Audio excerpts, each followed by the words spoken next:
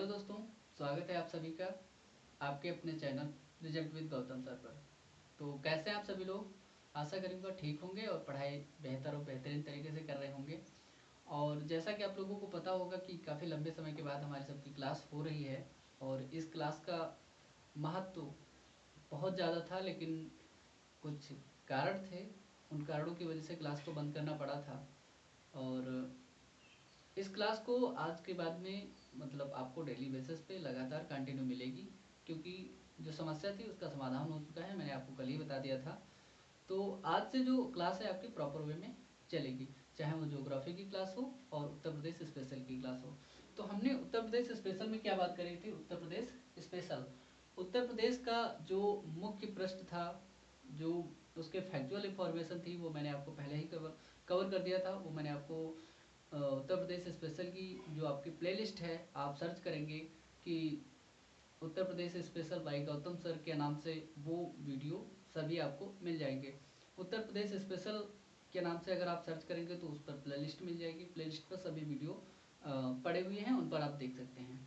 तो सबसे पहले हमने बात करी थी उत्तर प्रदेश स्पेशल में। उत्तर प्रदेश स्पेशल में उसका मुख्य पृष्ठ, जो उसका मुख्य भाग होता है, उसकी राजधानी और मतलब क्या कुछ जानकारी हमारी थी, वो सब चीज़ें हमने पहले से जानकारी ले ली थी। उसके बाद में हम आए थे उत्तर प्रदेश के इतिहास पर। तो उत्तर प्रदेश के इतिहास के बारे में मैंने आपको कुछ चीज़ें बता दी थी, जैसे कि प्रारंभिक प्राचीन भारत मतलब प्राचीन उत्तर प्रदेश का इतिहास।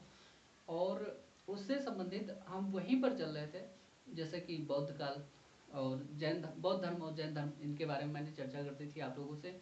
और उसके बाद में मौर्य काल, हमने आपको महाजनपद काल पढ़ा दिया था। और उसके बाद में आया था आपका मौर्योत्तर काल। मौर्योत्तर काल पे जब हम बात कर रहे थे यहाँ पर, तो हमने आपको पहले बताया था कि मौर्य काल के बारे में हमने आपको जानकारी दी थी कि मौर्य वंश की स्थापना, जैसा कि आपको चंद्रगुप्त मौर्य के बारे में पता होगा, मैंने आपको बताया था। अगर आपने वो वीडियो नहीं देखी तो मतलब उस वीडियो को अगर देख लेंगे तो उससे बेहतर और कुछ नहीं होगा, क्योंकि कंटिन्यू बेसिस पे जो क्लास चली हुई है उसको आपको देखना जरूरी है। तो उसके बाद में हमने बताया था आपको मौर्य काल के विषय में जो जानकारी थी उसको आप पहले मतलब पढ़िए, समझिए। उसको समझने के बाद में अब आते हैं हम लोग मौर्योत्तर काल पर। मौर्य काल में मैंने आपको बताया था चंद्रगुप्त मौर्य के बारे में, कैसे मतलब चाणक्य और घनानंद, मतलब घनानंद से गुस्सा होकर और उनकी बेइज्जती होती है, और बेइज्जती होने के बाद में चंद्रगुप्त मौर्य को प्रशिक्षित करके चाणक्य मतलब उसका नरसंग मतलब संहार करते हैं, या उसको समाप्त करते हैं उसके शासन को। और उसके बाद में चंद्रगुप्त मौर्य राजा बनता है और मगध साम्राज्य जो होता है चंद्रगुप्त मौर्य के मतलब मुट्ठी में आ जाता है। तो ऐसे कहीं न कहीं हमारी जो इतिहास की जो कहानी है यहाँ तक पहुँच चुकी थी कि चंद्रगुप्त मौर्य शासक मतलब सत्ता में आ चुका था। मौर्य वंश चला था। मौर्य वंश धीरे धीरे समाप्त होता है। मौर्य वंश समाप्त होने के बाद में एक ब्राह्मण विद्वान होता है, चतुर होता है, उसको कहते हैं पुष्यमित्र शुंग। पुष्यमित्र शुंग क्या करता है? पुष्यमित्र शुंग जो होता है अंतिम शासक होता है बृहद्रथ मौर्य वंश का। बृहद्रथ की हत्या कर देता है, और बृहद्रथ की हत्या करके वो शुंग वंश की स्थापना कर देता है। अब यहाँ से हमारा स्टार्ट होता है मौर्योत्तर काल। तो यहाँ से हम अपना स्टार्ट करेंगे, शुरुआत करेंगे कहाँ से? मौर्योत्तर काल से हम सब लोग, ठीक है। तो आप लोग यहाँ से शुरुआत करेंगे।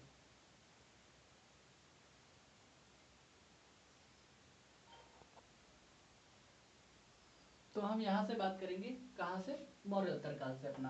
तो इसको हम मिटा देते हैं। मिटाने के बाद में हम स्टार्ट करेंगे मौर्योत्तर काल से। तो मौर्योत्तर काल कब से स्टार्ट होता है, किसने इसकी शुरुआत की, और इन सब के बारे में हम यहाँ पर जानकारी आपको देंगे। तो सबसे पहले जब हम देखते हैं तो आता है यहाँ पर पुष्यमित्र शुंग। पुष्यमित्र शुंग पहले सेनापति था। सेनापति होने के साथ साथ में एक चतुर सेनापति योग्य था। उसने क्या किया? जो अंतिम शासक था, कौन था वो अंतिम शासक? तो यहाँ पर आप लोग नोट करना स्टार्ट करेंगे। पुष्यमित्र शुंग ने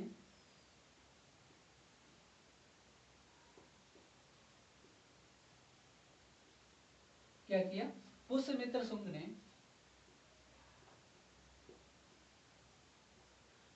मौर्य वंश के अंतिम शासक जो था ना, इसने क्या किया? मौर्य वंश के अंतिम शासक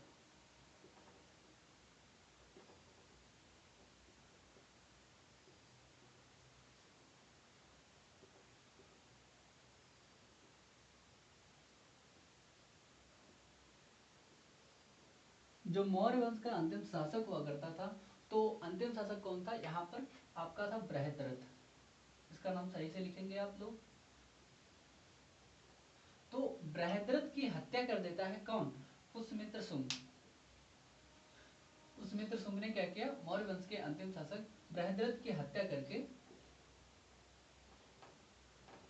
क्या कर दी, इसकी हत्या करके क्या किया, करके शुंग वंश की स्थापना कर दी इसने। शुंग वंश की स्थापना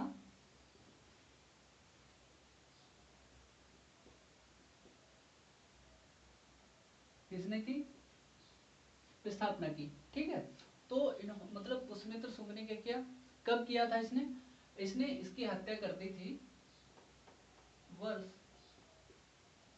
185 ईस्वी में। कब, 185 ईस्वी में इसने इसकी क्या कर दी, हत्या कर दी। तो यहाँ पर ईस्वी नहीं है, अभी अभी ईसा पूर्व ही चल रहा है, क्योंकि मौर्य वंश चल रहा है यहाँ पर, मौर्य वंश के बाद में मौर्योत्तर काल चल रहा है। 185 ईसा पूर्व में मौर्य वंश के जो अंतिम शासक था यहाँ पर बृहद्रथ की हत्या कर दी, उसको पदस्थ कर दिया और उसको मार डाला। मार डालने के बाद में इसने क्या किया, ये एक सेनापति हुआ करता था पहले। सेनापति के बाद में ये क्या होता है, अधिकतर इतिहास में क्या होते हैं, सेनापति जो योग्य सेनापति होते हैं, जैसे कि हैदर अली हुआ करता था, और उसके बाद में शिवाजी का नाम आप जानते होंगे। ये लोग मतलब होशियार थे, योग्य थे, शासक बनने के लायक थे। तो उन्होंने क्या किया, उन्होंने मतलब अपने उनको जो राजा हुआ करते थे, अगर अच्छा राजा नहीं हुआ तो उसको पदस्थ करके या उसको हटा करके या उसको मार करके अधिकतर लोग मतलब ये शासक बन गए। ऐसे ही आपने सुना होगा शेरशाह सूरी, वो भी ऐसा ही शासक था, पहले सेनापति, सेना में आया, और शेरशाह सूरी फिर मतलब वो शासक बन गया।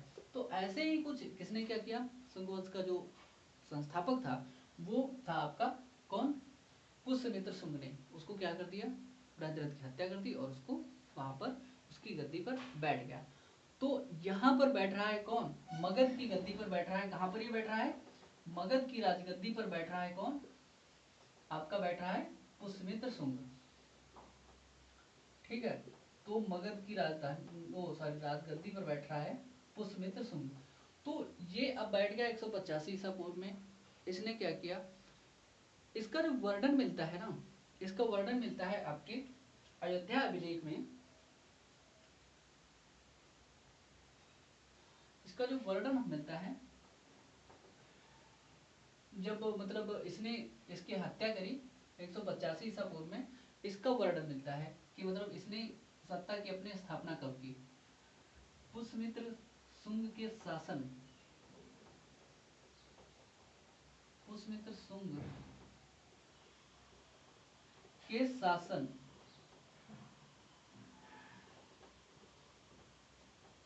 या राज्य स्थापना आप कह लीजिए, शासन स्थापित करने का, स्थापित करने का उल्लेख जो होता है ना, यहां पर मिलता है आपके अयोध्या अभिलेख में। किस अभिलेख में, आपके अयोध्या अभिलेख में मिलता है।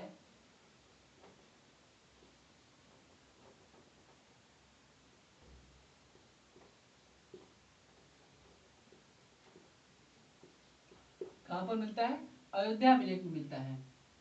तो इसने क्या किया कि यहाँ पर इसमें वर्णन मिलता है कि इसने क्या किया था, 185 ईसा पूर्व में बृहद्रथ की हत्या कर दी, और बृहद्रथ की हत्या करने के बाद में शुंग वंश की इसने स्थापना करी। इसके बाद में जब हम देखते हैं यहाँ पर कि जो पुष्यमित्र शुंग होता है, एक चीज और इसमें वर्णित मिलती है, इसी अभिलेख में कहा जाता है कि जो पुष्यमित्र शुंग था ना, अयोध्या अभिलेख में ही जो होता है वर्णन मिलता है कि पुष्यमित्र शुंग ने, जो आपका पुष्यमित्र शुंग था, इसी शुंग ने क्या किया था, पहले आपने नाम सुना होगा कि अश्वमेघ यज्ञ हुआ करते थे। उन अश्वमेघ यज्ञ जो हुआ करते थे उनमें कहीं ना कहीं जो राजा हुआ करता था, जो ब्राह्मण लोग होता था, ब्राह्मण वर्ग होता था, अपने को पुजाने के लिए, अपने को दान दक्षिणा प्राप्त करने के लिए या अपने को उच्च साबित करने के लिए क्षत्रियों से ऐसा किया करता था। लेकिन ये क्षत्रिय नहीं था, ये खुद स्वयं ब्राह्मण था।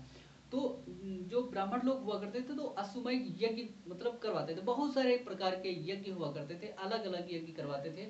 जब आपको मैंने बताया था कि वैदिक पीरियड चल रहा था, वैदिक पीरियड का जो उत्तर वैदिक काल जब चल रहा था, तो उत्तर वैदिक काल में बहुत सारे मतलब ब्राह्मणवादी विचारधाराएं अलग अलग प्रकार की निकलकर सामने आती हैं। उसी में महिलाओं की स्थिति धीरे धीरे दब जाती है और पितृसत्ता धीरे धीरे स्थापित होती है उत्तर वैदिक काल में। उत्तर वैदिक काल से पहले मैंने आपको बताया था कि ऋग्वैदिक काल में क्या होता है। ऋग्वैदिक काल में महिला और पुरुष दोनों में समानता होती है, दोनों हर जगह पर जा सकते थे। महिलाओं में भी उपनयन संस्कार हुआ करता था, उपनयन संस्कार मतलब पढ़ने लिखने की जो आज़ादी हुआ करती थी वो महिलाओं में भी दी जाती थी। ये सारी की सारी चीज़ें हुआ करती थी उत्तर वैदिक काल से लेकर के धीरे धीरे जो महिलाओं की स्थिति में होती है आपको गिरावट देखने को मिलती है। तो पुष्यमित्र शुंग क्या करता है, यहाँ पर 2 अश्वमेध यज्ञ मतलब करवाता है। ऐसा वर्णन मिलता है 2 अश्वमेध यज्ञ, अश्वमेध यज्ञ।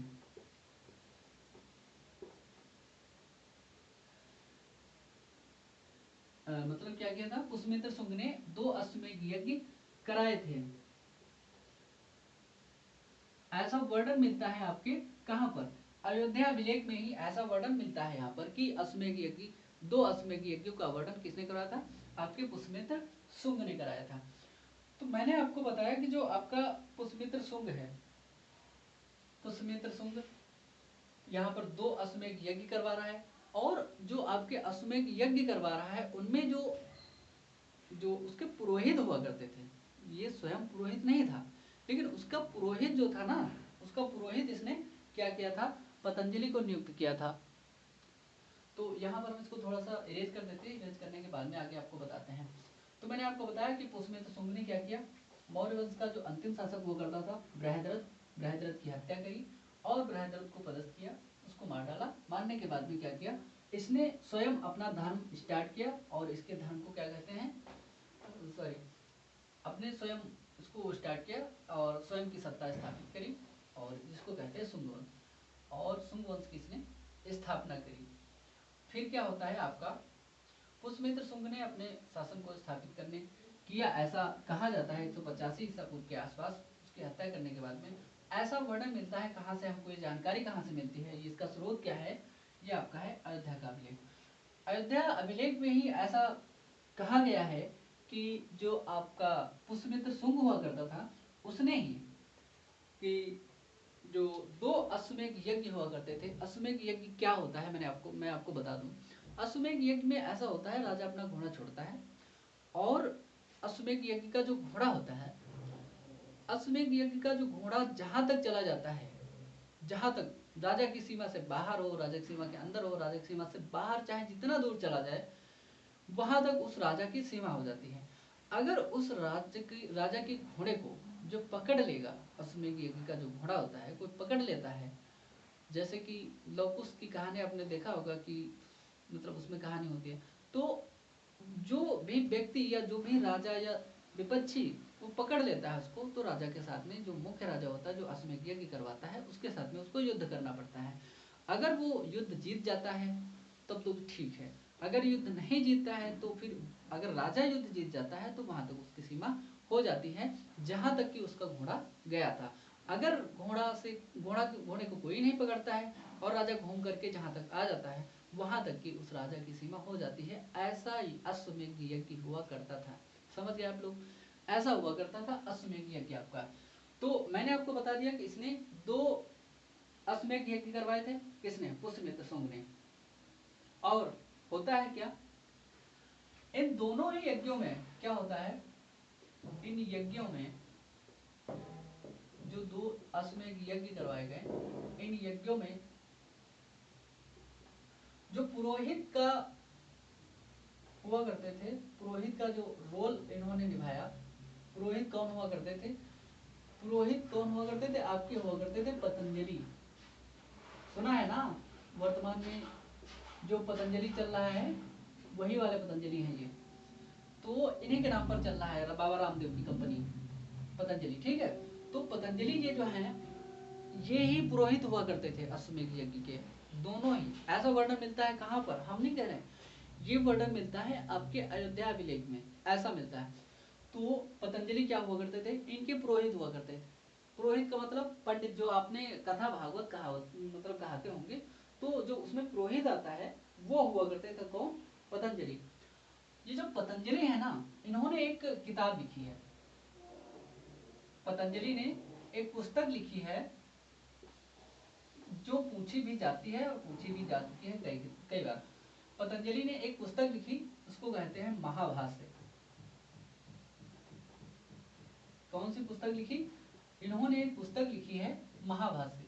किसकी, पतंजलि की क्या है, ये पुस्तक है, ये किताब है। इन्होंने इसका वर्णन किया है पतंजलि ने, ठीक है।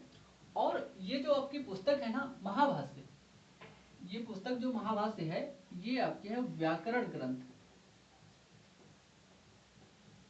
क्या है, व्याकरण ग्रंथ है। ये पतंजलि का क्या है, व्याकरण ग्रंथ है।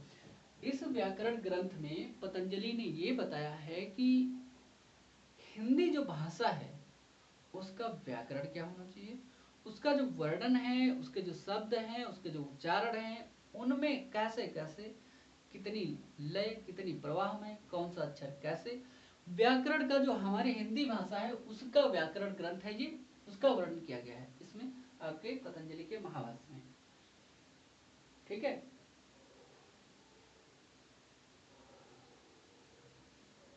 जो इसका आपका जो अश्वमेध यज्ञ का नाम दिया मैंने, अश्वमेध यज्ञ का वर्णन एक जगह पर और मिलता है।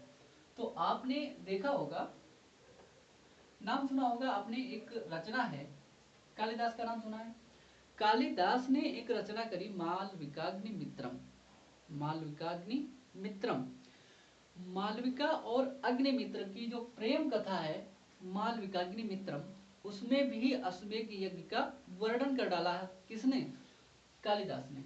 तो कालिदास की जो पुस्तक है या कालिदास की रचना है, सॉरी, कालिदास की रचना, कालिदास की रचना है, इसका नाम क्या है यहाँ पर, मालविकाग्नि मित्रम। अच्छे से आप लोग लिखेंगे, मालविकाग्नि मित्रम, मित्रम, ये है आपकी मालविकाग्नि मित्रम रचना है। ये कालिदास की रचना मालविकाग्नि मित्रम में भी जो अश्वमेध यज्ञ है ना, शुंग की जो शुंग है, पुष्यमित्र शुंग है, शुंग के अश्वमेध यज्ञों का वर्णन है। अश्वमेध जो यज्ञ करवाए थे इन्होंने, यज्ञों का क्या है यहाँ पर वर्णन है, यह वर्णन मिलता है, ठीक है। तो आपको यहाँ से भी एक जानकारी मिल गई, जो कालिदास ने रचना लिखी मालविकाग्नि मित्रम, उसमें भी। अच्छा, मालविकाग्नि मित्रम है क्या, मालविकाग्नि मित्रम एक रचना है, एक प्रेम कथा है। वो किसकी प्रेम कथा है, तो मालविकाग्नि मित्रम, मालविकाग्नि मित्रम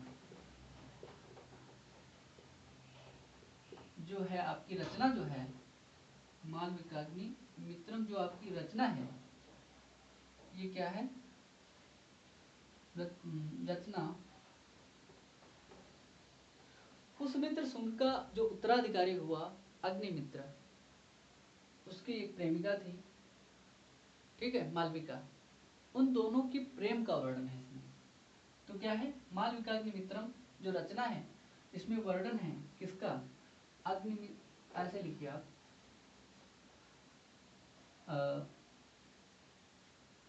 अग्निमित्र ऐसे लिख लीजिए, अग्निमित्र और अग्निमित्र जो है पुष्यमित्र शुंग का बेटा है, ठीक है। अग्निमित्र और मालविका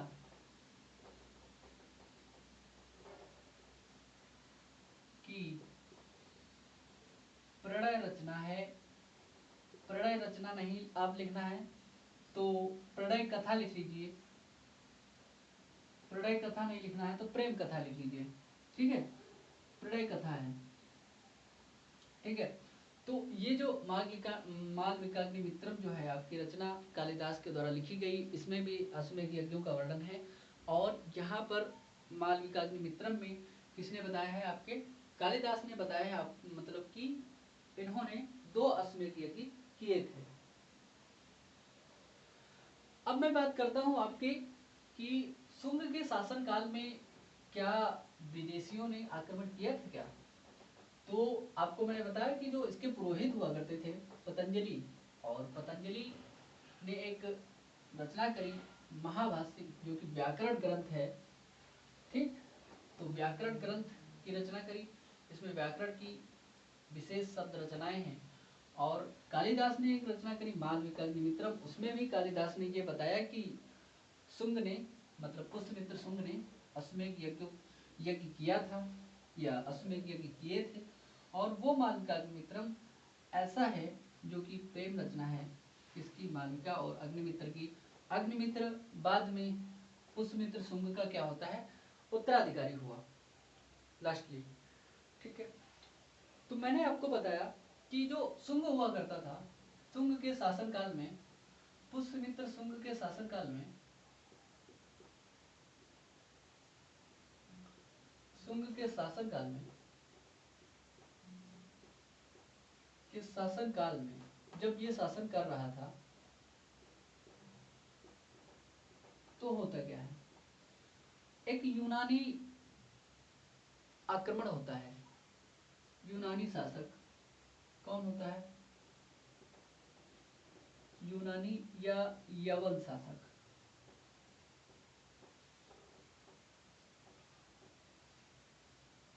यवन शासक क्या करता है, आक्रमण करता है।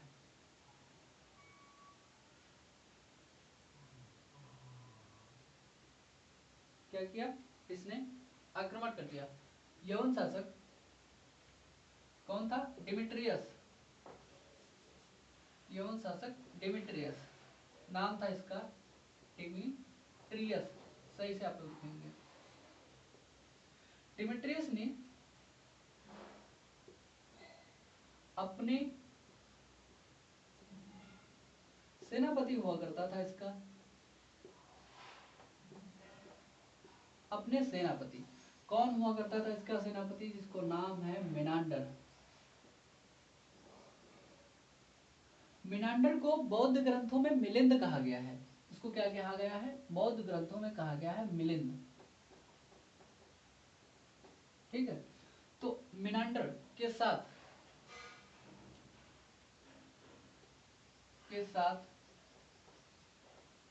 मिलकर भारत पर प्रथम आक्रमण करता है, मिलकर भारत पर प्रथम आक्रमण किया। क्या किया, प्रथम आक्रमण किया।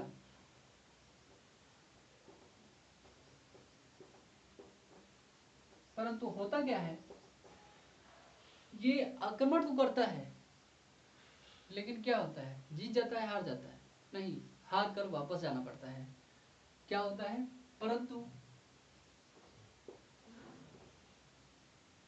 हार कर या पराजित होकर वापस चला जाता है।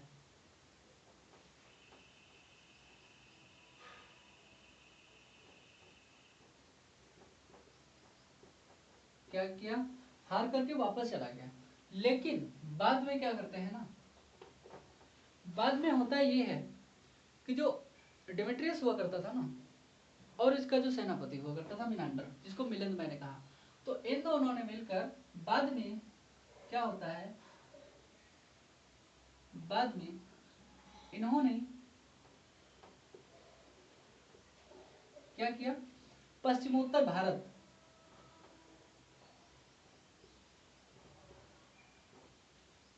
क्या होता है, पश्चिमोत्तर भारत, पश्चिमोत्तर भारत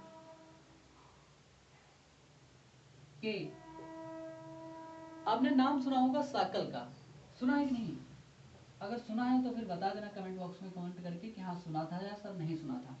इसको आधुनिक वर्तमान में क्या कहते हैं, सियालकोट, जो कि पाकिस्तान में है। ठीक है। सियालकोट को इन्होंने बाद में क्या किया, सियालकोट को इन्होंने राजधानी बनाया और वहां पर क्या किया, सियालकोट को इन्होंने क्या करते हैं, इन्होंने राजधानी बनाकर, इन दोनों ने मिलकर किया था, राजधानी बनाकर शासन किया। क्या किया यहाँ पर, राजधानी इनको मतलब सियालकोट को उन्होंने राजधानी बनाया और यहाँ पर शासन किया। कहाँ पर, सियालकोट, पाकिस्तान वर्तमान जो कि है। तो यहाँ तक आपको दिख रहा होगा, हाँ ठीक है दिख रहा है। तो इन्होंने क्या किया, पुष्यमित्र शुंग के शासनकाल में इसने यवन शासक या यूनानी शासक कौन होता है, डेमेट्रियस, उसका आक्रमण होता है। तो इन्होंने आक्रमण तो किया लेकिन क्या हुआ, सफल नहीं हुआ। जब डेमेट्रियस सफल नहीं हुआ तो इसने अपना सेनापति के साथ में मिलकर के जो पश्चिमोत्तर भारत होता है, पश्चिमोत्तर भारत जो भारत का उत्तरी और पश्चिमी इलाका, जो मध्य का इलाका है, वहां पर इन्होंने क्या किया, एक क्षेत्र हुआ करता था, राजधानी उसको बनाया जिसका नाम है साकल। उस समय साकल नाम से जाना जाता था लेकिन वर्तमान में सियालकोट कहा जाता है, क्योंकि अब पाकिस्तान में हुआ करता है, क्योंकि पाकिस्तान पहले भारत में हुआ करता था। तो इसको इन्होंने जीत लिया और वहां से इन्होंने अपनी इसको राजधानी बना दिया और वहां से इन्होंने शासन करना स्टार्ट किया। यहाँ से उन्होंने भारत पर मतलब पहला आक्रमण तो किया था लेकिन क्या हुआ, सफल नहीं हुए। फिर क्या होता है, एक इनकी खास बात होती है, और इनकी खास बात मैं क्या बताऊं आपको, इन्होंने सबसे पहले भारत में मानक जो सिक्के हुआ करते थे, मानक सिक्के, उनको इन्होंने, वो भी किसके, इन्होंने क्या किया, इन्होंने सर्वप्रथम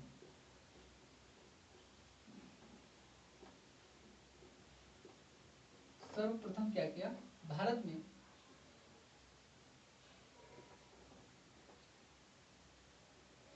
में इन्होंने क्या किया, मानक स्वर्ण सिक्के, मानक स्वर्ण सिक्के जारी किए। इन्होंने क्या किया, मानक स्वर्ण सिक्के जारी किए। ठीक है, तो इन्होंने सबसे पहले भारत पर मानक स्वर्ण सिक्के जारी किए।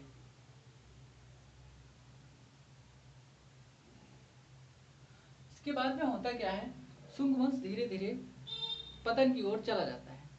पतन की ओर जाने के बाद में शुंग वंश का धीरे धीरे क्या हो जाता है, पतन हो जाता है और स्थापना होती है एक नए वंश की। यहाँ पर लगभग शुंग वंश के पतन के बाद में क्या होता है, शुंग वंश के पतन के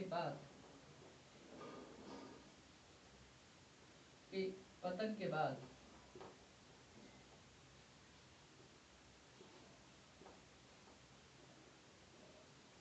लगभग 73 ईसा पूर्व में, कब, 73 ईसा पूर्व में, लगभग 73 ईसा पूर्व में क्या होता है, आपकी स्थापना होती है कर्ण वंश की। 73 ईसा पूर्व में कर्ण वंश की स्थापना होती है।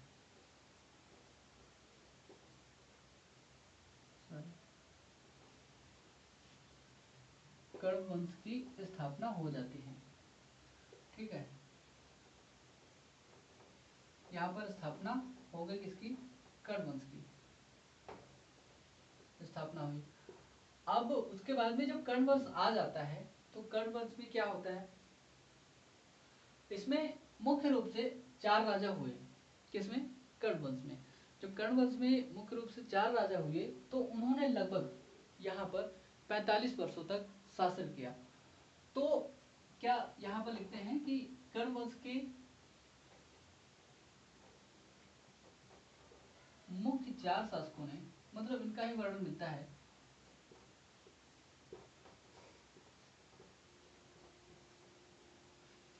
शासकों ने कितने वर्ष तक?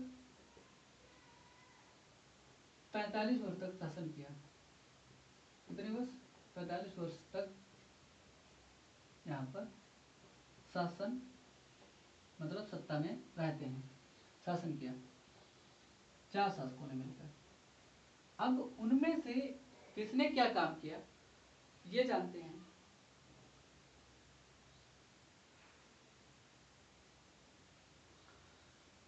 होता क्या है, 73 ईसा पूर्व में कर्ण वंश की स्थापना हो जाती है। उसके बाद में होता क्या है, लगभग यहाँ पर 71 ईसा पूर्व में जो कर्ण वंश चल रहा था, इसी समय पर क्या होता है, कर्ण वंश के समय ही यहाँ पर शकों का आक्रमण हो जाता है। इसी समय, कब? जब ये लोग शासन कर रहे थे, कर्ण वंश के लोग, तो इसी समय 71 ईसा पूर्व में, कब? 71 ईसा पूर्व में, ठीक। तो इन्होंने क्या किया, शकों का आक्रमण हो जाता है, शकों का आक्रमण हुआ।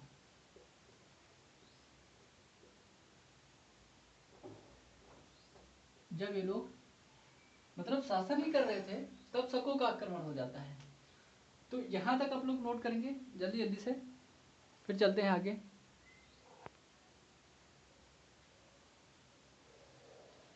होता क्या है, मतलब 71 ईसा पूर्व में शकों का आक्रमण हुआ, और इस आक्रमण के बाद में शकों ने लगभग अपना यहाँ पर जो सत्ता होती है धीरे धीरे स्थापित की। और स्थापना के बाद में, ये आक्रमण करने के बाद में धीरे धीरे थोड़ा बहुत शक मतलब सत्ता में आए। सत्ता में आने के बाद में एक मालवा के नरेश हुआ करते थे।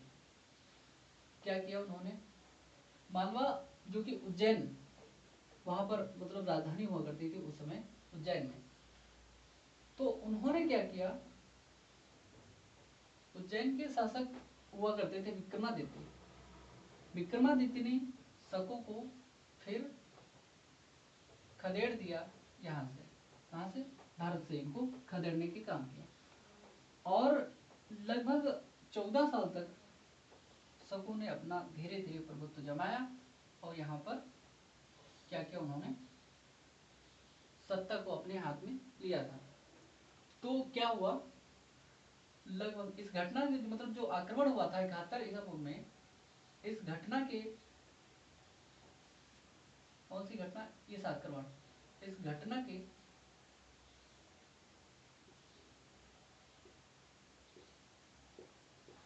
ठीक 14 वर्ष बाद, 14 वर्ष बाद 57 ईसा पूर्व में, कब? 57 ईसा पूर्व में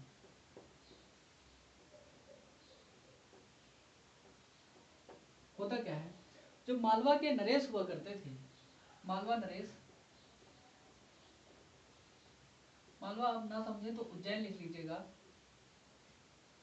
उज्जैन वर्तमान में एमपी में पड़ता है। उज्जैन के जो नरेश हुआ करते थे, जो वहां के शासक हुआ करते थे, उज्जैन की नरेश विक्रमादित्य ने क्या किया,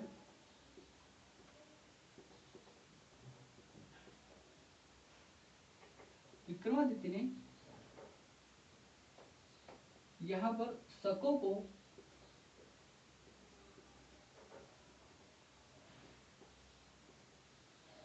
भारत से भगा दिया, या भारत से खदेड़ दिया।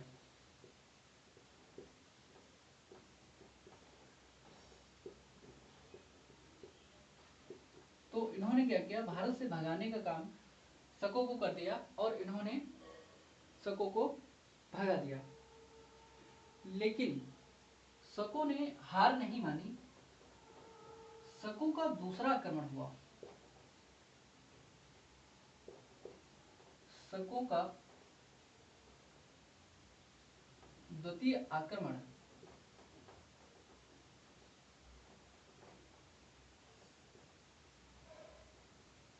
शकों का द्वितीय आक्रमण होता है। कब होता है, लगभग ये होता है 78 ईस्वी में। कब? अच्छा, इन्होंने विक्रमादित्य ने इनको भगा दिया था, फिर शक संवत की स्थापना कर दी थी। किसने? इन्होंने, विक्रमादित्य ने यहाँ पर इनको क्या किया, भगा दिया और शक संवत की यहाँ पर विक्रम संवत की स्थापना करी थी। विक्रम संवत की यहाँ पर इन्होंने स्थापना कर दी। उसके क्या करते हैं लोग, शकों का द्वितीय आक्रमण होता है कब, 78 ईस्वी में। तो इन्होंने क्या किया, शकों का द्वितीय आक्रमण 78 ईसा पूर्व में होता है। कब? 78 ईस्वी में। ईसा पूर्व नहीं है, ईस्वी है, ठीक है। 78 ईस्वी में इन्होंने दूसरा आक्रमण किया। 78 ईस्वी में हुआ, क्या किया इन्होंने, दूसरा आक्रमण फिर से किया। इसमें इन्होंने फिर से जीत हासिल करी और इस जीत के उपलक्ष्य में इन्होंने क्या किया, शक संवत की स्थापना करी। कब? 78 ईस्वी में। तो इन्होंने फिर से क्या किया, इन्होंने यहाँ पर इस युद्ध को क्या कर लिया, जीत लिया और विजित कर लिया। तो इन्होंने इस विजय के उपलक्ष्य में क्या किया, इस युद्ध वाला जो विजय था ना, इस विजय के उपलक्ष्य में इन्होंने क्या किया, के उपलक्ष्य में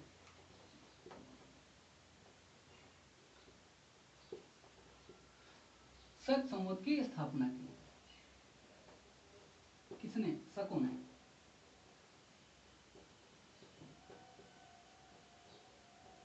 यहाँ पर आपकी क्या हो गई, शक संवत की स्थापना हो गई।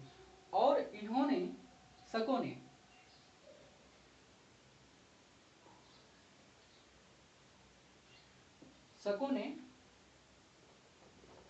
आपको दिखाई दे रहा है ना, हाँ। तो इन्होंने क्या किया, शकों ने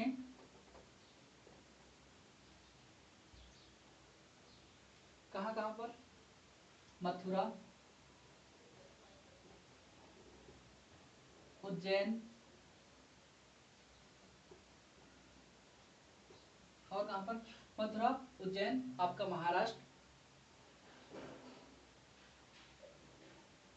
पंजाब में, पंजाब और महाराष्ट्र,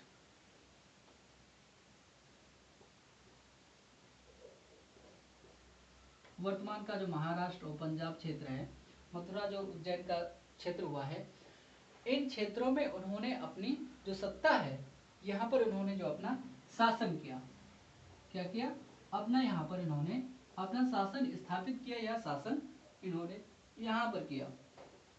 कहाँ पर? मथुरा, उज्जैन और पंजाब, महाराष्ट्र के क्षेत्रों में इन्होंने अपना शासन किया।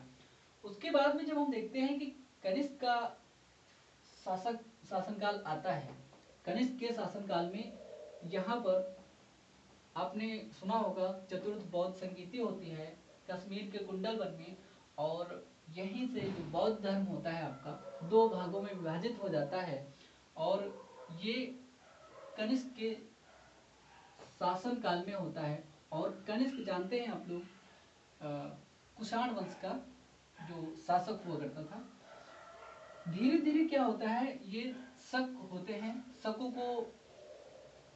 का यहाँ पर पतन स्टार्ट हो जाता है। और शकों के पतन होने के बाद में होता क्या है कि कुषाणों का शासन आता है। तो कुषाण धीरे धीरे आते हैं, उसके बाद में होता क्या है, इसी क्रम में जब शकों का पतन होता है, धीरे धीरे शक समाप्त हो जाते हैं, धीरे धीरे मतलब इनकी सेवाएं, इनका सत्ता, इनका शासन चला जाता है, तो आते हैं कुषाण वंश के लोग। तो कुषाण वंशों में जो आपका महत्वपूर्ण शासक हुआ कनिष्क,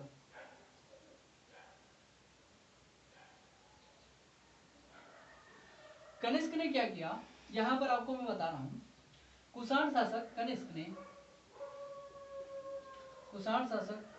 कनिष्क ने क्या किया, यहाँ पर कुषाण शासक कनिष्क क्या करता है, शासक कनिष्क ने मथुरा को द्वितीय राजधानी बनाया। परस्पर जो कि पेशावर वर्तमान पाकिस्तान में है, तो उसने क्या किया, परस्पर पर शासन करते हुए, पश्चिमोत्तर भारत में परस्पर पड़ता है, पश्चिमोत्तर भारत नहीं मतलब पाकिस्तान मतलब पश्चिमोत्तर भारत। तो होता क्या है, कुषाण शासक कनिष्क ने क्या किया, पुरुष पर अपनी राजधानी, क्या किया, अपनी राजधानी हुआ करती थी इसकी, अपनी राजधानी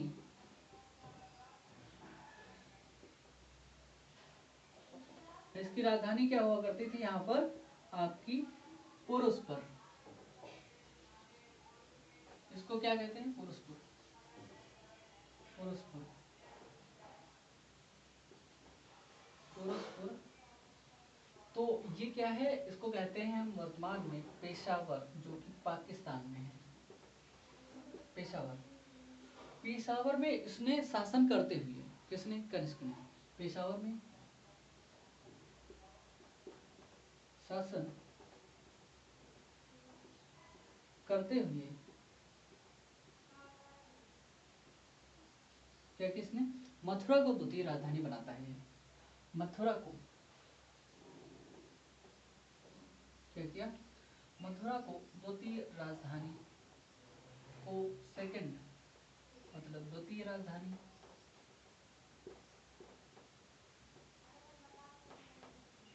बनाया। क्या किया इसने, मथुरा को द्वितीय राजधानी घोषित कर दिया या बनाया, वहां से भी इसने शासन किया। अब जब मथुरा को द्वितीय राजधानी बना दिया तो यहाँ पर रहते हुए इसने शासन का कार्य जो है अपना स्टार्ट किया। कनिष्क ने एक और काम किया, कनिष्क ने एक और काम किया, कनिष्क ने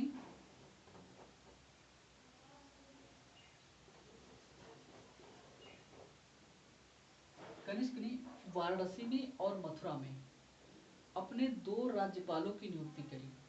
किसकी, राज्यपालों की नियुक्ति करी। क्या किया कनिष्क ने मथुरा में,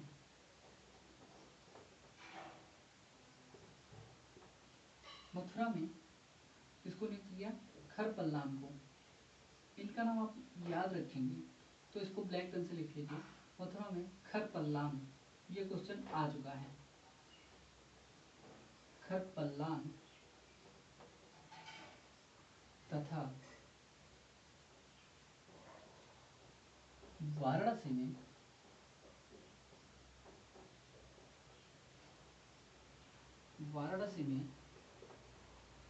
किसको, वनस्पत, किसको, मथुरा में खरपल्लान को और वाराणसी में वनस्पर को राज्यपाल नियुक्त किया था, राज्यपाल नियुक्त किया।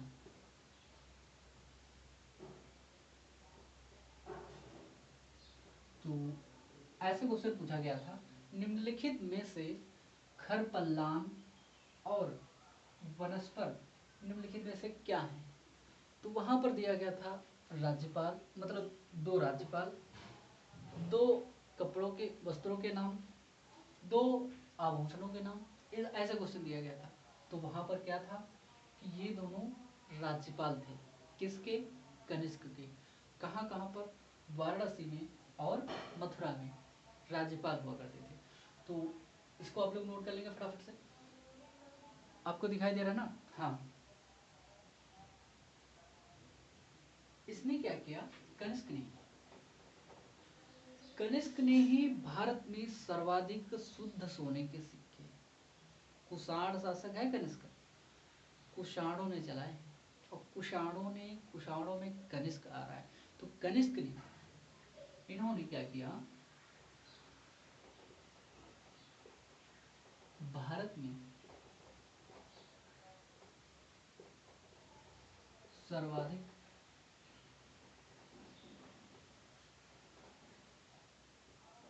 शुद्ध सोने के सिक्के, सबसे प्योर गोल्ड, कैसे, सबसे प्योर गोल्ड के सिक्के, सर्वाधिक शुद्ध सोने के सिक्के चलाए।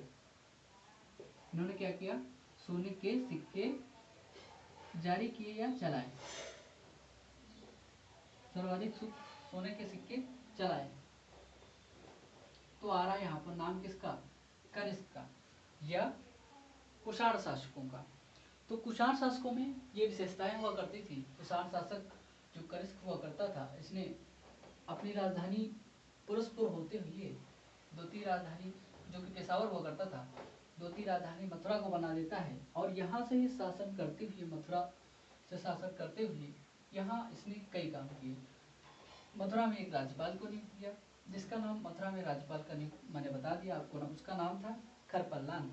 और द्वितीय राज्यपाल उसने वाराणसी में नियुक्त किया। वाराणसी के जो राज्यपाल हुआ करता था जिसका नाम था वनस्पत, तो इन दोनों को इसने नियुक्त किया था।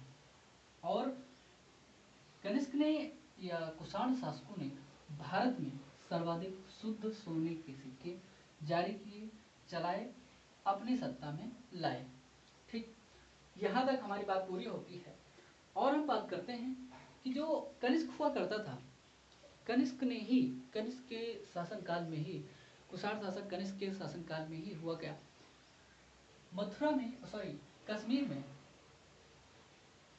कनिष्क के शासनकाल में क्या हुआ था, कनिष्क के शासनकाल में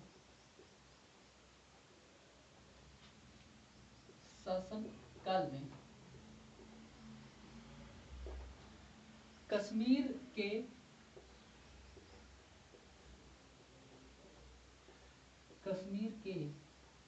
कहां पर, कश्मीर के कुंडलवन में, इसको आप चाहें तो ब्लैक पेन से लिख सकते हैं या ऐसे रहने दें, कश्मीर के कुंडलवन में। तो कश्मीर के कुंडलवन में होता क्या है, चतुर्थ बौद्ध संगीत का आयोजन यहाँ पर होता है। चतुर्थ बौद्ध संगीत का आयोजन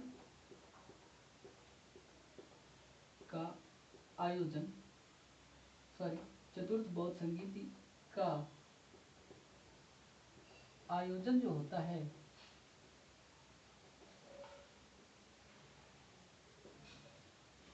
आयोजन वसुमित्र की अध्यक्षता में होता है। किसकी, वसुमित्र की अध्यक्षता में होता है।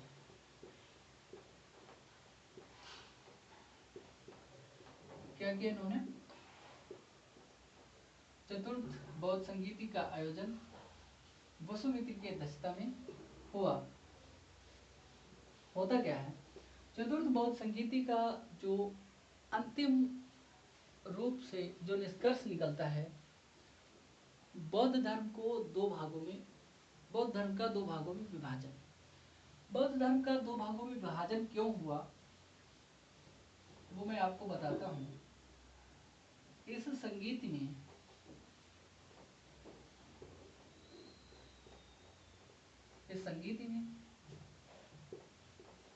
बौद्ध धर्म जो आपका होता है ना, महात्मा बुद्ध वाला बौद्ध धर्म,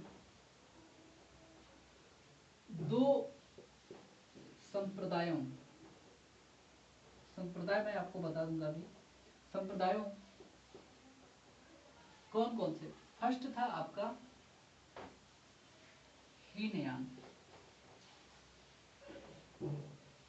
दूसरा था आपका महायान में विभाजित हो गया। दो संप्रदायों में विभाजित हो गया आपका जो बौद्ध धर्म था, विभाजित हो गया। ठीक, अब इसको आप समझिए। बौद्ध धर्म जो था, दो संप्रदाय, संप्रदाय का मतलब होता है धर्म से अलग अलग दो धर्मों में विभाजित हो गया बौद्ध धर्म, और एक ही धर्म हुआ करता था, मतलब केवल बुद्ध का धर्म हुआ करता था। वही बुद्ध का धर्म, बौद्ध धर्म दो भागों में विभाजित हो गया। कैसे, कुछ लोग कहने लगे कि बुद्ध ने जो शिक्षा दी है, बुद्ध की जो शिक्षा है वो प्रमुख शिक्षा है, वो मुख्य शिक्षा, वही शिक्षा को हम मान करके आगे बढ़ेंगे। लेकिन कुछ लोगों ने इसका विरोध किया। कुछ लोगों ने ये कहा कि नहीं, हम बुद्ध की मतलब पारंपरिक शिक्षाओं पर, परंपरागत शिक्षाओं पर नहीं चलेंगे, हम अपना कुछ जो नव जीवन है, नैतिक जीवन है, आधुनिक जीवन है, उसको भी जोड़ करके चलेंगे। तो इसीलिए बौद्ध धर्म का विभाजन दो भागों में टूट करके हो जाता है। हीनयान जो कि होता है, हीनयान के लोग कह रहे थे नहीं, हम लोग जो हमारा पुराना धर्म है, बुद्ध के द्वारा हमारी जो शिक्षा दी गई है, बुद्ध के जो लाल पान जो कर्तव्य हैं, उनको निष्ठावान पूर्वक हम लोग मतलब उनका पालन करेंगे। लेकिन कुछ लोग, महायान के लोग कहने लगे कि नहीं, हम इसमें बदलाव चाहते हैं, हमको थोड़ी सी तटस्थता बरतनी चाहिए कि हाँ, हम जो नवीन चीज़ें हो रही हैं उनको लेकर के साथ में आगे बढ़ें। तो यहाँ से दोनों लोगों में विभाजन हो जाता है। चतुर्थ बौद्ध संगीत होती है जो कि कनिष्क के समय में कश्मीर के कुंडल वन में। तो ये भी क्वेश्चन पूछा जा चुका है कि मतलब कौन कौन से, आपको बता दिया मैंने कि महायान कौन सा था और हीनयान कौन था। महायान जो कि परिवर्तन चाहते थे, ये सोच रहे थे कि परिवर्तन हो जाए, और परिवर्तन चाहते थे, और ये लोग चाहते थे कि परिवर्तन ना हो, और ये लोग बुद्ध की प्राचीन शिक्षाओं पर विश्वास करना चाहते थे। ठीक, तो प्राचीन शिक्षाओं को मानना, उनको उसी प्रकार से ग्रहण करना, ये इनकी परंपरा को, बुद्ध की परंपरा को बनाए रखना हीनयान का काम हुआ करता था। तो मैंने आपको बौद्ध धर्म बताया था, पढ़ाया भी था। शायद हीनयान और बौद्ध महायान थोड़ा सा कम जिक्र किया होगा, तो यहाँ मैंने आपको बता दिया। ठीक है, विभक्त हो जाता है ना। अब मैं बात करता हूँ कि कनिष्क ने और क्या कार्य किए थे। देखिए, कनिष्क कुषाण शासक जरूर है, लेकिन यहाँ के देवी देवताओं को, बुद्ध को उसने खूब महत्व दिया। क्यों? क्योंकि यहाँ से इतने सारे लोग प्रभावित होते, जितने भी मतलब शासक आए, शासन करता है, सभी कहीं न कहीं भारत से, भारत के कार्यों से, भारत की संस्कृति से हमेशा हमेशा के लिए प्रभावित हुए। इसीलिए होता क्या है, कनिष्क के समय ही देखिए, बुद्ध होते हैं सबसे ज्यादा मूर्ति पूजा के विरोधक। लेकिन होता क्या है, बुद्ध के साथ दुर्घटना ये होती है कि सबसे पहले जो भारत में मूर्ति बनती है वो बुद्ध की ही बनती है, मथुरा शैली में बनती है। ठीक है, तो ये भी मतलब दुर्भाग्य है एक तरह का, मतलब जो व्यक्ति सबसे ज्यादा विरोधी रहा है, सबसे ज्यादा कठोर तपस्वी रहा है, सबसे ज्यादा विरोधी है मूर्ति पूजा का, जो मूर्ति पूजा का विश्वास, आडंबर, पता नहीं क्या क्या बना करके लूटते थे, खसोड़ते थे, गरीबों से दान लेते थे, ये सब करते थे। बुद्ध ने इन सब की बुराई करी, और उनके ही भक्तों ने उनकी ही मूर्ति सबसे पहले बना दी। तो पहले चित्रकार बुद्ध की मूर्ति आपने कभी अगर देखा हो तो देखा होगा कि मतलब जो पुरानी वाली मूर्ति, मथुरा कला में जो बुद्ध की बैठी हुई मूर्ति है वो वाली, तो वो सबसे पहले बनती है। तो मैंने आपको बता दिया कनिष्क ने क्या किया, अपने सिक्कों पर, जो सोने के सिक्के हुआ करते थे कनिष्क के, कनिष्क ने क्या किया, कनिष्क ने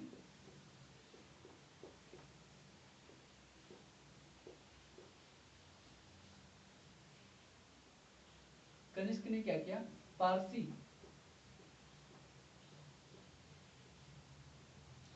तथा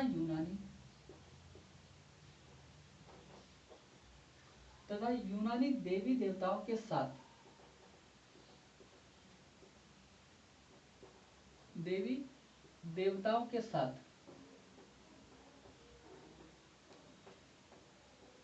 और उसने बुद्ध को तो महत्व दिया ही दिया था। कनिष्क ने पारसी यूनानी देवी देवताओं के साथ बुद्ध व वैदिक देवताओं को भी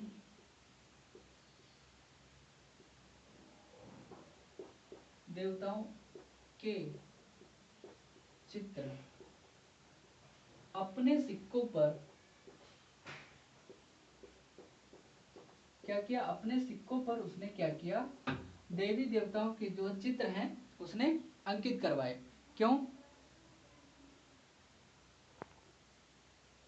तो यहाँ पर कनिष्क क्या करता है, कनिष्क यूनानी पारसी देवी देवताओं के साथ में यहाँ पर बुद्ध के चित्रों को, और जो वैदिक देवी देवता हुआ करते थे, आग के देवता, पृथ्वी की देवता, उनकी इंद्र, मित्र, वरुण, नासत्य, इनकी सबकी मतलब इसने क्या किया, इनके चित्रों को अपने सिक्कों पर क्या किया, अंकित करवाया।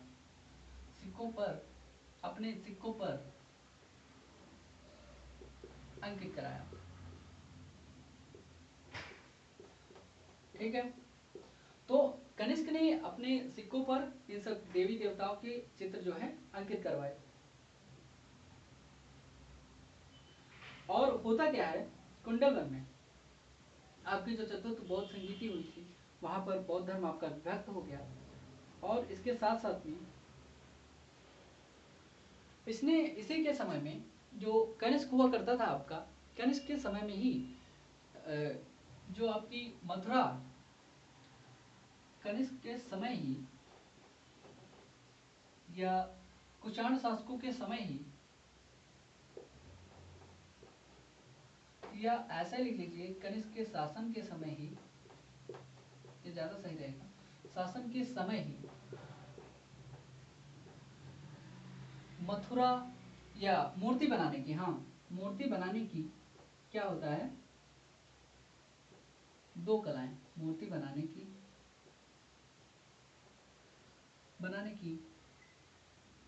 मथुरा शैली, कौन सी, मथुरा शैली तथा गांधार शैली हुआ करती थी, अब भी हुआ करती है गांधार शैली, मथुरा शैली, गांधार शैली का विकास हुआ। ये मूर्तियां बनाने की कला थी, शैली का विकास हुआ।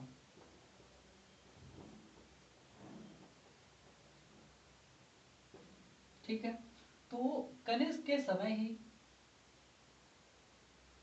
मूर्ति बनाने की दो शैलियों का विकास हुआ, जिसमें से एक मथुरा शैली हुआ करती थी और एक गांधार शैली। मथुरा शैली में बुद्ध की जो पहली मूर्ति होती है भारत में, मथुरा शैली में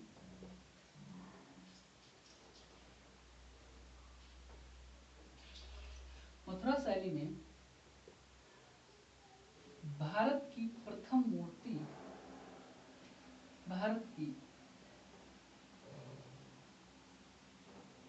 प्रथम मूर्ति जो बनी थी ना, मूर्ति बुद्ध की बनी थी, किसकी, बुद्ध की बनी। ठीक है, तो बुद्ध की मूर्ति यहाँ पर कनिष्क के शासन काल में प्रथम बार बनती है।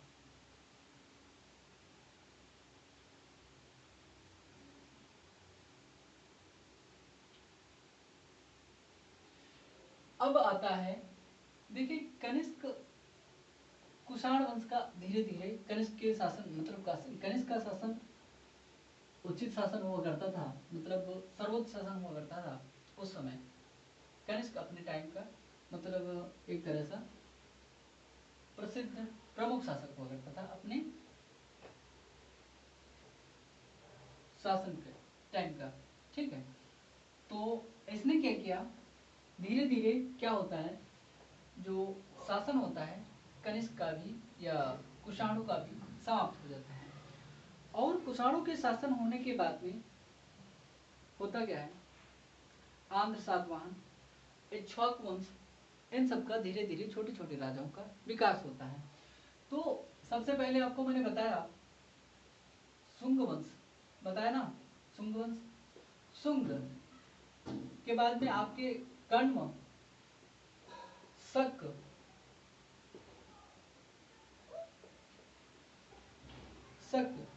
व कुषाणों के बाद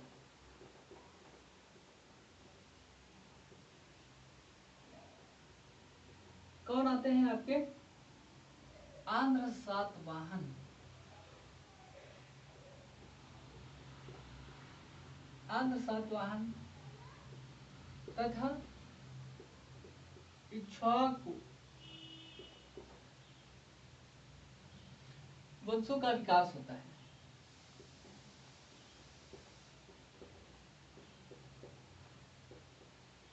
इन वंशों का विकास होता है। इन वंशों के विकास होने के बाद में होता क्या है, इन राजाओं ने कुछ कुछ समय तक शासन किया और अपने शासन के दौरान इन्होंने क्या किया, अपने शासन के दौरान इनमें से आंध्र सातवाहन शासक, जो सातवाहन शासक हुआ करता था,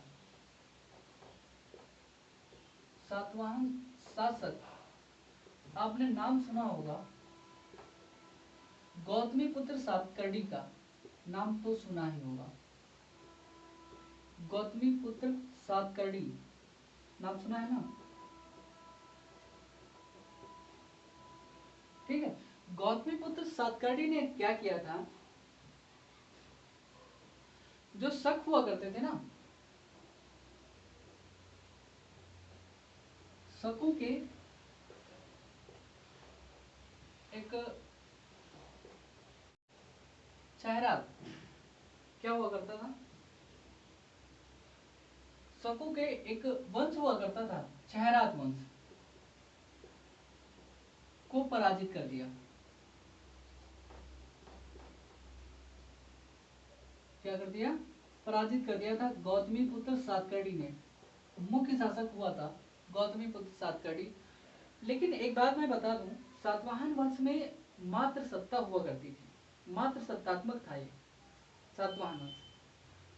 और गौतमी पुत्र सातकर्णी ने फिर अपना खुद का वंश स्थापित किया, सातवाहन वंश, और अपने वंश को आगे बढ़ाया। ठीक है, इसको, और इसी वंश का, सातवाहन वंश का शासक हुआ करता था गौतमी पुत्र आपका सातकर्णी।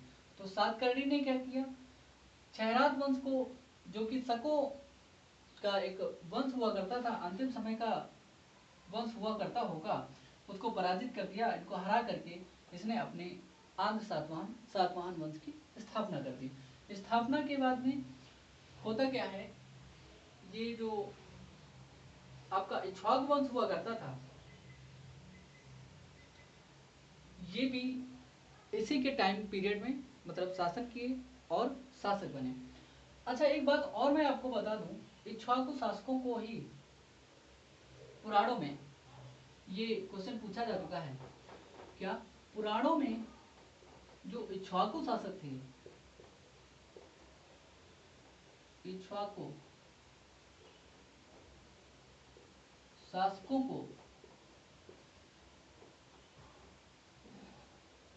शासकों को क्या बताया गया है, इक्ष्वाकु शासकों को श्री पर्वतीय, क्या कहा गया है, श्री पर्वतीय। आसपास के क्षेत्रों के इलाकों में रहते होंगे, पर्वत वाले क्षेत्रों में, तो इनको क्या कहा गया है, श्री पर्वतीय। और इनको कहा गया है, और आंध्र भृत्य नाम दिया गया है इनको, आंध्र भृत्य कहा गया है। कहां पर, पुराणों में इनको कहा गया है। ठीक है, तो लगभग यहाँ पर 1 घंटे की क्लास हुई है आपकी। आज की क्लास पहली बार हमने 1 घंटे लगभग यूपी स्पेशल में, ज़्यादा मतलब थोड़ी सी लॉन्ग क्लास हो गई क्योंकि थोड़ा सा ज़्यादा इसमें बताना भी था। और ये आपका जो मौर्योत्तर काल होता है, यहाँ से जो समाप्त होता है, और इसके बाद में हम आगे का जो भी टॉपिक होगा उसको देखेंगे। पहली बात तो ये, आपको कितना समझ में आया, और आपने नोट्स बनाया नहीं बनाया, क्या किया, इतनी देर में कुछ चीज़ें समझ में आई नहीं आई, आप कमेंट बॉक्स में कमेंट जरूर करेंगे। जो लोग हैं, जो भी वीडियो देखता है, वो अगर उससे हो पाए तो कम से कम 1 से 2 लोगों को शेयर करें, उन लोगों को दिखाएं कि यहाँ पर ये कैसी क्लास चल रही है, इसको भी आप देखिए, इसको भी जानिए, हमारे बारे में भी जानते रहिए, लोगों को बताते रहिए। देखिए, बताने का कोई पैसा नहीं लगता है आपको, ना तो किसी को सेंड करने का। अगर डाटा खत्म भी होता है तो इतना ज़्यादा डाटा खत्म नहीं होगा आपका कि मतलब आप उसके बाद में क्लास ना कर पाएँ। शेयर करने के लिए आप कर सकते हैं, लोगों को बता सकते हैं कि यहाँ पर जो कंटेंट मिल रहा है, लगातार कंटिन्यू क्लास होगी, लगातार होगी, अब कोई भी बाधा नहीं आएगी, ये मैं कह सकता हूँ आपके साथ में। ठीक है, तो ये जो क्लास है आप सभी को कैसी लगी आप लोग बताएंगे। तब तक के लिए आप सभी का प्यार ऐसे ही बना रहे हमारे प्रति, और हम आपको ऐसे ही आगे बढ़ाते रहें और पढ़ाते भी रहें, क्योंकि कहीं ना कहीं जब हमारे अंदर चीज़ें, हमारे पास चीज़ें होंगी तभी हम आपको दे पाएंगे। क्योंकि पिछले टेक्निकल इशू होने के कारण या इंटरनेट ना होने के कारण हमारे पास कुछ समस्या थी, इसीलिए क्लास बंद हो गई थी। और आगे की जो बात है वो हम कल पूरी करेंगे। तब तक के लिए आप सभी का नमस्कार और सभी का बहुत बहुत धन्यवाद।